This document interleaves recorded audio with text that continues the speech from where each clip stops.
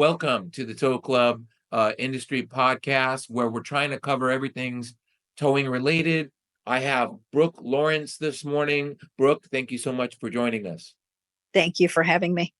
Of course, of course. So, as everybody who's listening and watching knows, we do try to stay in and around the towing industry. And as many of you know, not everything in the towing industry is something that makes people happy. There are risks, there are trials and tribulations as an industry that we all go through, and I will let Brooke discuss that. Before we get started here, Brooke, can you tell us a little bit about who you are, your story, your background in the industry, and how you are using it to spread awareness and save lives? Absolutely. So I'm long time in the business, 30 years.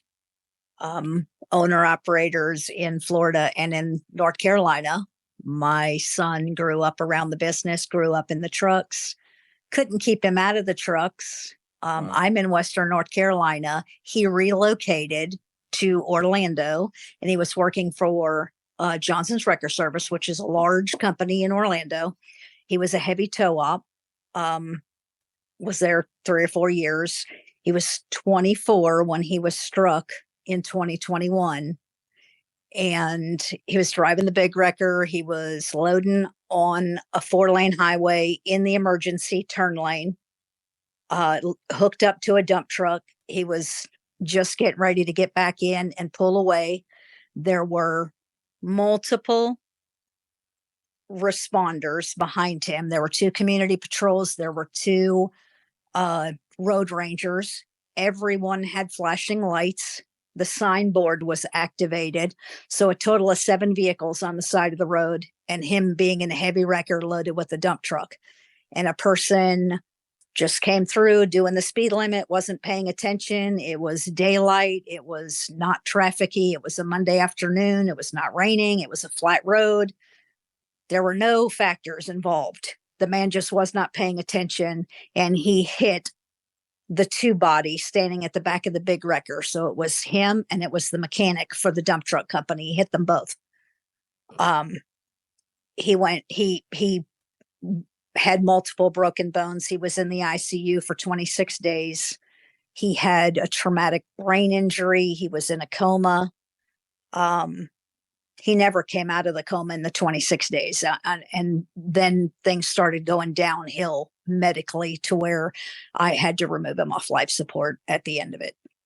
So since then, I've always been an advocate for slow down, move over. Even back in the early 2000s, when it first started in North Carolina, it didn't include the towing companies. We were involved in the towing association. We fought, we donated, we did whatever to get included as towing operators involved in it. So I've always been an advocate for that. I was never a fan of him going to Orlando where it's so highly congested. He thought by being in a big wrecker, it would be less calls, less chance. That didn't turn out to be the case. He was very well aware of watching and looking and not relying on other people.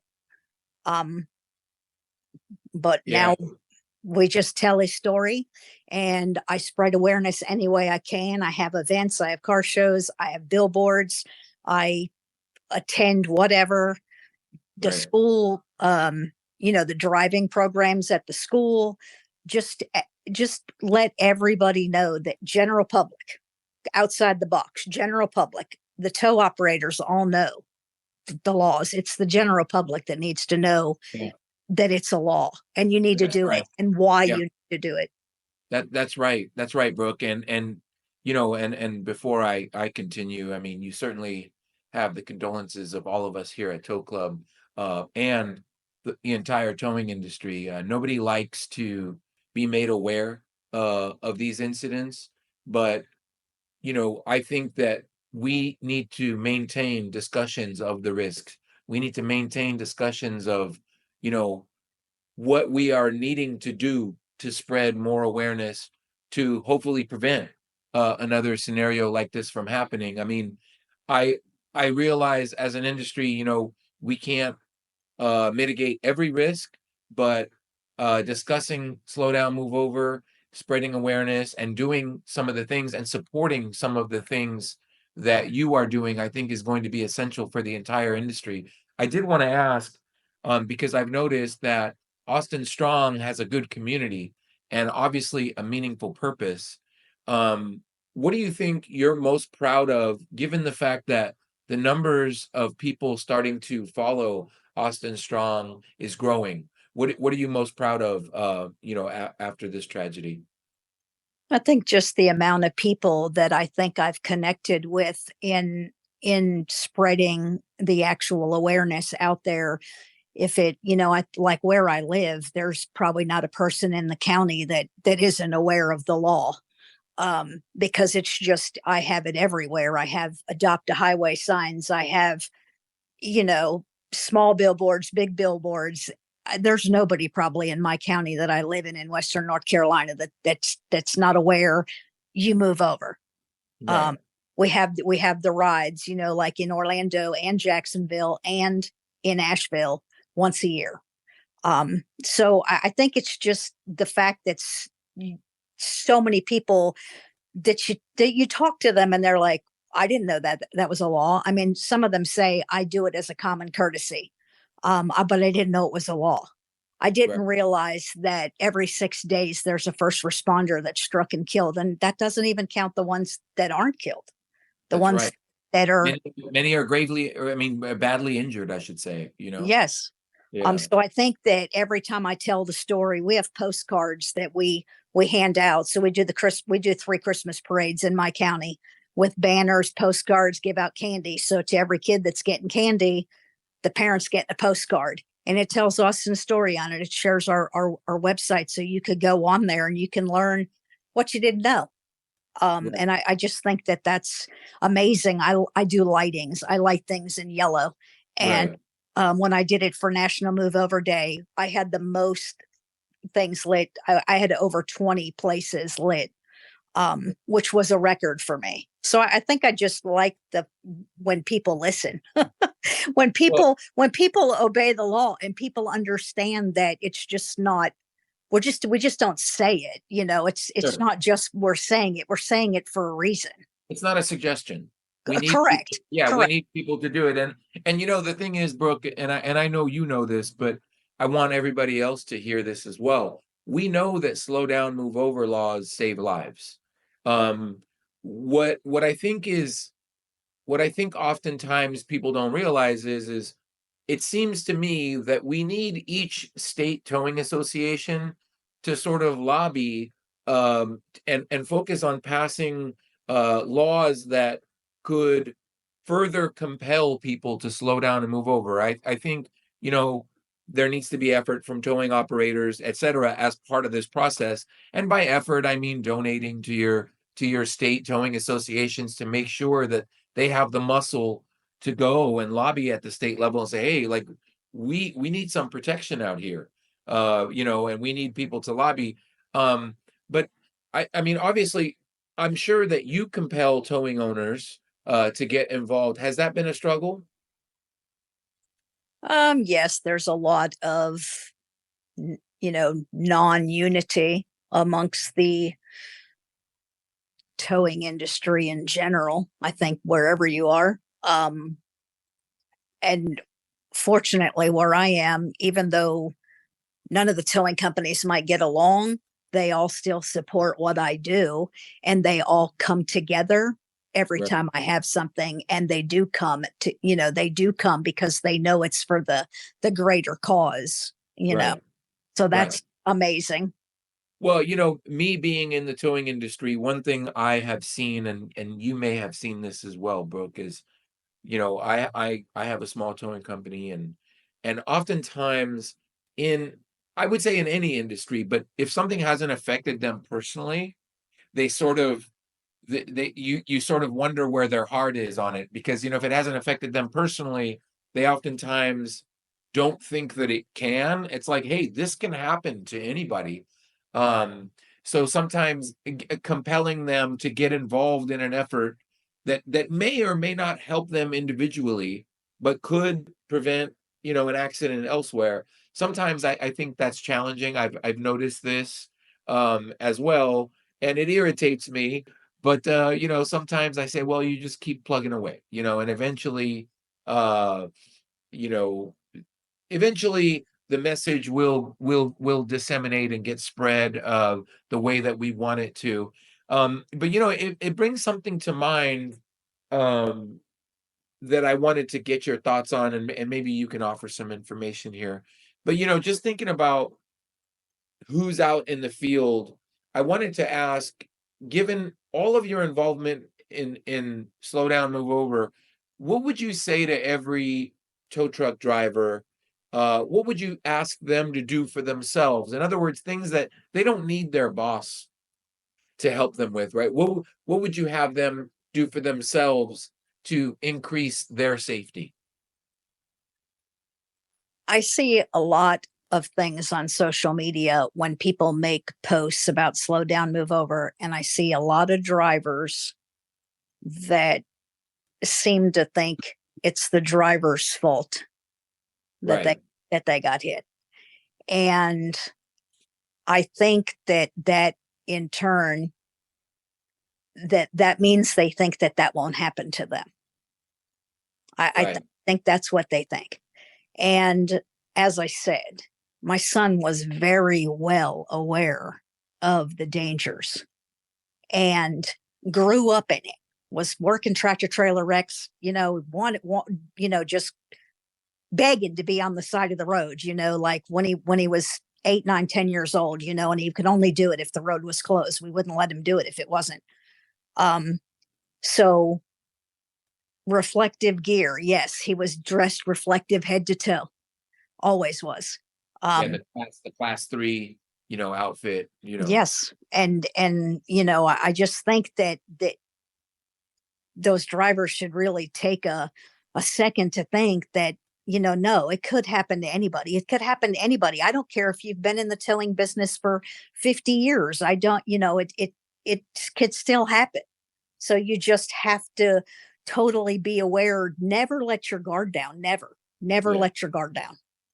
yeah, yeah. No, I appreciate that. In my small towing business, we don't do towing on the roadside. We do towing for the property management industry, and we don't have the same risks roadside because we're towing cars for parking violations. But we do have some risks of confrontation with people as a result of the type of work that we do. And the message to my staff is the same. Hey, listen, anything can happen. So be aware of what you're doing. We recently gave them body cameras, for example, because we want the staff to be protected. But yeah, I don't think that being in the towing industry means that you can forget that there's risks. You have to remember and be aware of the risks. And also, I think it takes a certain type of skepticism of the rest of the motoring public. When you're doing this work, you have to be of the understanding that motorists are distracted. Vehicles, the people that operate them are distracted. So you have to take that into consideration if you're pulling up to a call, whether it's your lighting, whether it's calling for extra help, whatever the case is, we should be doing it.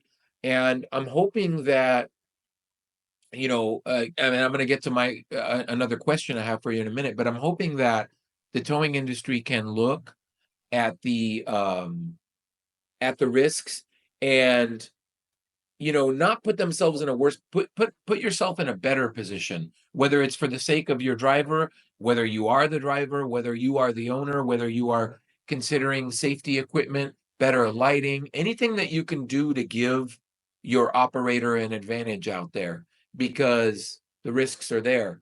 But I think, the question I have for you, Brooke, is given all of this is 3+ years now that you've been steady in terms of slow down and move over, and I imagine maybe even prior to that, given your footprint in the industry prior to that. But how do you think we move the needle closer to sort of, and I know people may be telling themselves, hey, that may not be possible, but how do we get close to this zero struck by deaths? Where where do you think you can take your efforts to help achieve that? I don't know if I could get my efforts to achieve that, but I do know that something needs to be done in a different direction, not just spreading the awareness to the people, but I think that the laws need to be enforced enforced more. For example, my neighboring county, the DA has stated, or the DA throws the slow down, move over tickets out.